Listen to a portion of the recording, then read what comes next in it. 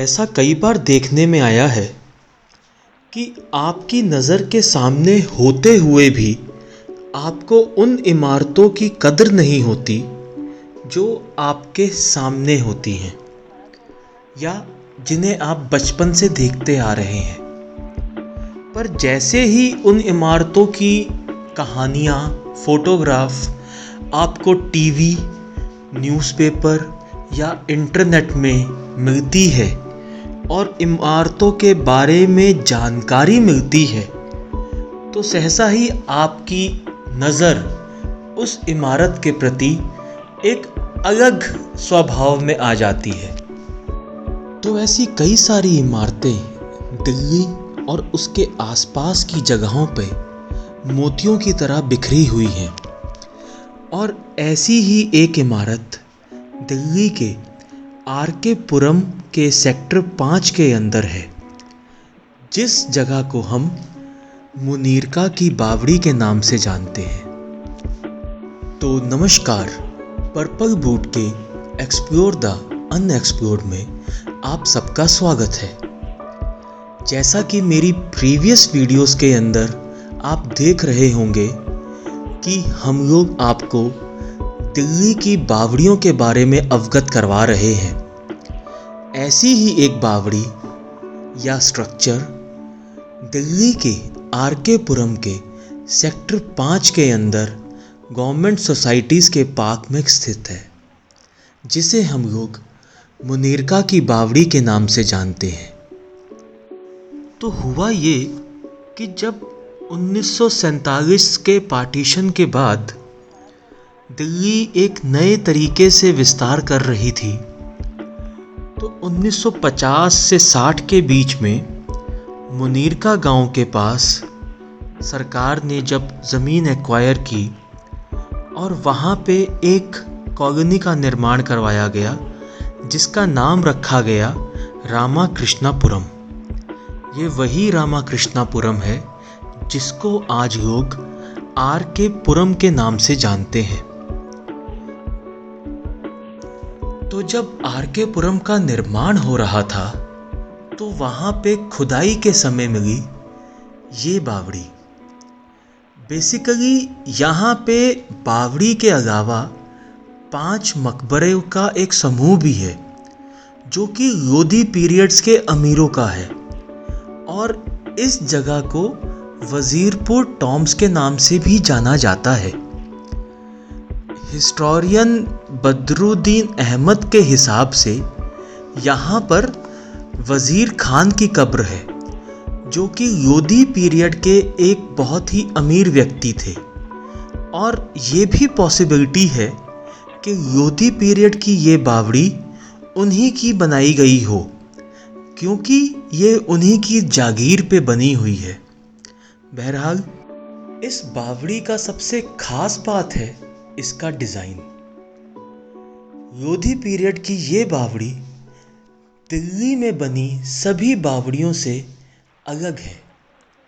उसका कारण है इस बावड़ी में बने दो कुएं।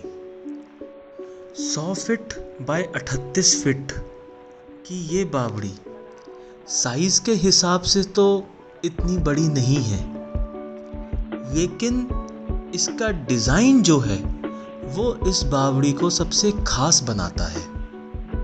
इस बावड़ी के दोनों छोरों पर छतरियां बनी हुई हैं, जो कि इस बिल्डिंग को एक अलग ही डायमेंशन पे ले जाती हैं। 2 मंजिला ऊंची ये बावड़ी, जहां पे सीढ़ियां सीधे नीचे कुएं की तरफ जाती हैं। इस बावड़ी के 2 प्लेटफॉर्म हैं, मतलब इतने चौड़े हैं कि आप उन पे आराम से मूव कर सकते हैं, और सीढ़ियों के साथ में ही बने हुए हैं। जैसे जैसे आप सीढ़ियां उतरते हैं तो आप कुएं की तरफ जाते हैं, और वैसे ही अगर आप प्लेटफॉर्म के थ्रू मूव करते हैं या प्लेटफॉर्म पे चलते चलते जाते हैं, तो आप ऑटोमेटिकली सेकंड फ्लोर पे ही रहते हैं और बावड़ी के पीछे के हिस्से में पहुंच जाते हैं। डिज़ाइन के हिसाब से एक शानदार कारीगरी का नमूना है लोधी पीरियड की बनी हुई ये बावड़ी। अगर लोधी पीरियड्स की बात की जाए तो हम लोग कंपेयर हर चीज़ को करते हैं कि ताजमहल के हिसाब से कि ताजमहल से पुराना है कि नहीं। लोधी पीरियड वह पीरियड है जिसको हराकर, इब्राहिम लोदी को हराकर बाबर ने हिंदुस्तान पे मुग़ल वंश की स्थापना की थी। तो आप समझ सकते हैं कि यह बावड़ी लगभग 400 साल पुरानी है या ये बावड़ी मुग़लों से पहले की है। तो ऐसा क्या हुआ कि इसी बावड़ी में हमको 2 कुएं देखने को मिलते हैं, जबकि कहीं पे भी आप जाएंगे वहाँ एक ही कुआं बना होता है। बहरहाल इसके पीछे अलग अलग हिस्टोरियंस की अलग अलग थ्योरीज हैं, जिसको भी आप मानना चाहते हैं आप मान सकते हैं। एक थ्योरी तो ये है क्योंकि यहाँ पे वज़ीर खान की कब्र थी जो कि लोधी पीरियड का अमीर व्यक्ति था, और ये बावड़ी उसी के प्रीमिसेस में बनी हुई है, उसी की ज़मीन पे बनी हुई है।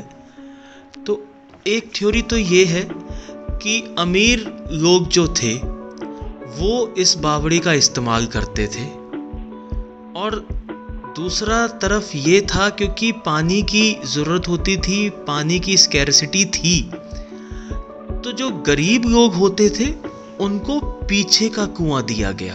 अमीर लोग आराम से पानी भर के ला सकते थे अपने नौकरों को कह के, जो कि फ्रंट साइड का कुआं है वो तो अमीरों ने अपने पास रखा, और जहाँ थोड़ी सी मेहनत होती है, रस्सी डाल के ट्रेडिशनल तरीके से पानी खींचना होता था, वो कुएं को उन्होंने गरीबों की तरफ, या ये कहें जाति व्यवस्था के हिसाब से उन्होंने डिवाइड कर दिया।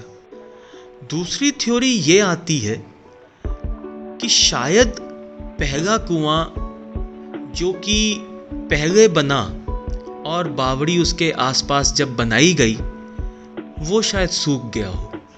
तो जब पहला कुआं या जो कुआं मेन कुआं सूख गया तो उसके पैरेलल बैक साइड पे एक और कुआं बनाया गया उससे ज़्यादा डेप्थ का, ताकि पानी की अवेलेबिलिटी हो सके सबको। अब कौन सी थ्योरी सही है कौन सी थ्योरी गलत है ये मैं आपके ऊपर ही छोड़ता हूँ। तो ताजमहल से लगभग 125 साल पहले बनी ये इमारत आज इतिहास के पन्नों पे कहीं गुमसी हो गई है। तो जब भी आप कभी दिल्ली हो और आर.के. पुरम की तरफ आएं तो सेक्टर 5 में वज़ीरपुर टॉम्ब्स या वज़ीर खान का मकबरा और उसके पास बनी हुई ये बावड़ी को ज़रूर देखें। अच्छी तरह मेंटेन की गई है, आर्कियोलॉजिकल सर्वे ऑफ इंडिया के अंडर है, और जिस पार्क में वज़ीरपुर टॉम्ब्स है और ये बावड़ी है वो बहुत ही खूबसूरत पार्क है। तो अगर आप इमारतें नहीं देखना चाहते तो आप पार्क में ज़रूर आ सकते हैं। 2011 के अंदर अखबार में एक आर्टिकल छपा कि द्वारका के अंदर एक पुरानी बावड़ी मिली है। जब ये न्यूज़ छपी तो द्वारका वालों के साथ साथ पूरा दिल्ली एक तरह से शॉक्ड हो गया था कि द्वारका जैसी जगह पे भी कोई पुरानी इमारत है, और उसके बिल्कुल बीचों बीच सेक्टर 10 के पास एक लोधी पीरियड की मतलब 400 साल पुरानी इमारत दिखाई दी। ये सबके लिए ही एक शौक था। और अच्छी बात यह है कि जिस जगह पे लोग कूड़ा डालते थे, जैसे ही उनको पता चला या गवर्नमेंट को पता चला, उस जगह को साफ करवाया गया, और आज ये बावड़ी दिल्ली की सबसे छोटी बावड़ियों में शुमार है।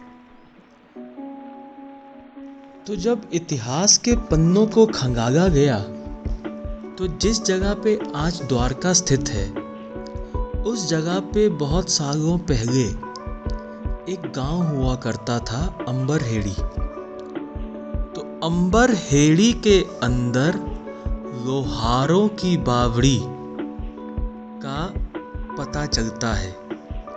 और ये प्रूफ है 18th सेंचुरी के अंदर जब दिल्ली के मॉन्यूमेंट्स का रिकॉर्ड बना, मौलवी ज़फ़र हसन जी ने एक लिस्ट बनाई थी दिल्ली के जितने भी मॉन्यूमेंट्स हैं, और उस मॉन्यूमेंट्स की लिस्ट के अंदर द्वारका में स्थित लोहारों की बावड़ी का भी नाम आता है। 2 मंजिला ऊंची ये बावड़ी दिल्ली की सबसे छोटी बावड़ी के नाम से जान सकते हैं। ये बावड़ी लोधी पीरियड की बावड़ी है। तो लोहारों की बावड़ी ऐसे कह सकते हैं, या ये नाम इस वजह से भी आ सकता है क्योंकि ये लोहारों का गांव था, और उसी वजह से इस जगह का नाम लोहारों की बावड़ी पड़ा। अगर आपके पास कुछ और डिटेल्स हैं इस बावड़ी के बारे में तो प्लीज़ कमेंट बॉक्स पे कमेंट करें। वैसे Indian national trust for art and cultural heritage इस बावड़ी को संजो के रखा है उन्होंने, और अच्छी तरह मेंटेन किया है, साफ़ सफाई की है। आप कह नहीं सकते कि आज से 15 साल पहले यहाँ पे कूड़ा फेंका जाता था और अब यहाँ पे 450 साल पुरानी इमारत के बारे में पता चला। तो जैसा कि मैंने अपनी वीडियो की शुरुआत में कहा था, जब आप उस इमारत के इतिहास के बारे में जान जाते हैं तो आपका उस इमारत को देखने का नज़रिया ही बदल जाता है। तो वैसा ही कुछ द्वारका के वासियों के साथ भी हुआ, या दिल्ली वासियों के साथ भी हुआ। बहरहाल पर्पल बूट हमेशा से इसी चीज़ पे ही फोकस करता आया है कि ज्ञान बढ़े, नॉलेज बढ़े। नॉलेज बांटने से बढ़ती है। आप वीडियो पे प्लीज़ कमेंट कीजिए, लाइक कीजिए, शेयर कीजिए, और कमेंट में अगर आपके पास अपने लोकल एरिया के मॉन्यूमेंट्स की जानकारी है तो आप प्लीज़ उसको भी मेंशन कीजिए। और एंड में तो यही है कि पर्पल बूट की यही है राय, मनोरंजन वही जो ज्ञान बढ़ाए। धन्यवाद।